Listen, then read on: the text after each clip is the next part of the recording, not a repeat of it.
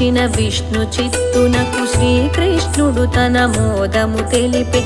గోదా ధరించు పూలమాలలు ప్రీతి పాత్రమని వివరించే.